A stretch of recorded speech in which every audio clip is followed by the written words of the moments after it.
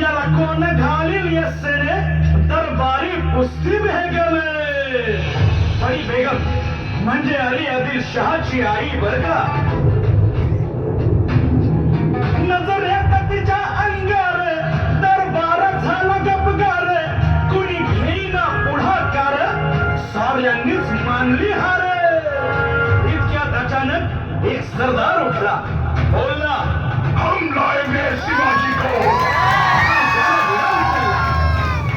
नवतेच अफजल खाने, नवतेच अफजल खाने चिता जागता जन्म सैताने. कान बोलला छाती ठोकून, शिवबाला टाकतो चिरडून.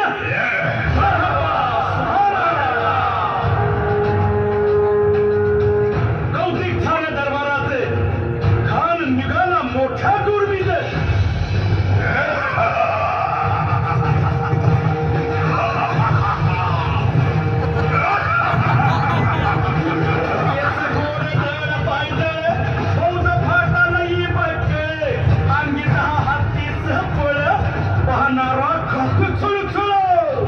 राजाची सेना मुठ भरे.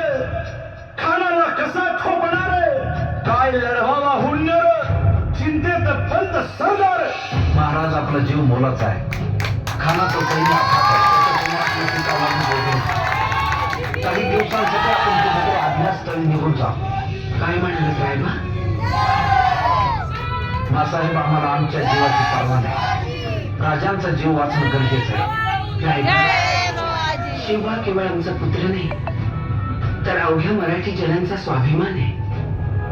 या मातेने आपला पुत्र गमावला तरी 72, परंतु धाडपणे पळून जाऊन या मराठी मुलखाचा स्वाभिमान गमावता कामा नये. आपला पुत्र आणि मराठी मुलखाचा स्वाभिमान विजय तिला लावूनच परत.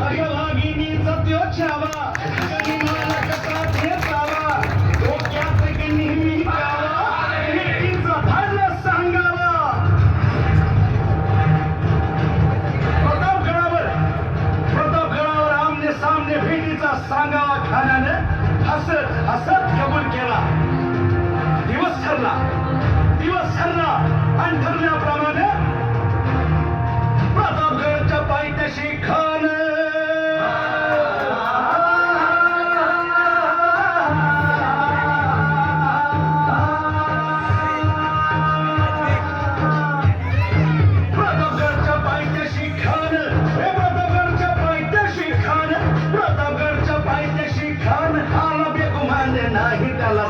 शिवाजी राजाच्या करामतीची, शिवाजी राजाच्या करामतीची, शिवाजी राजाच्या करामतीची. आणि त्यास नाही जाणीव शेतीची, त्यास नाही जाणीव शेतीची. आणि करेल काही कल्पना युक्तीची. भेटीसाठी महाराजानं एक शानदार शामियाना उभारला होता. भेटीसाठी छान उभारला, भेटीसाठी छान उभारला. नक्षीदार शामियान्याला, नक्षीदार शामियान्याला.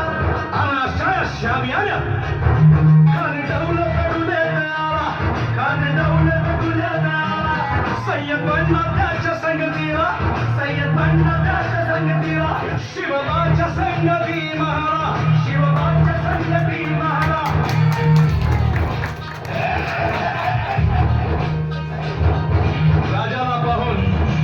राजाला पाहून खान म्हणतो कसा,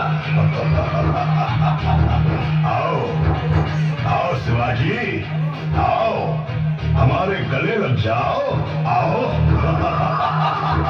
खान हाक मारी तो हसरी, खान हाक मारी तो हसरी. गहिरी जिरहाची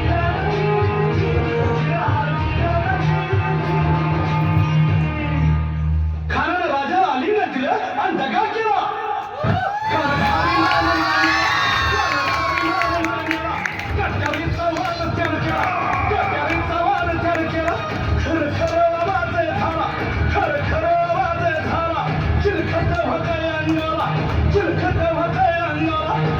खानाचा वार फुका गेला.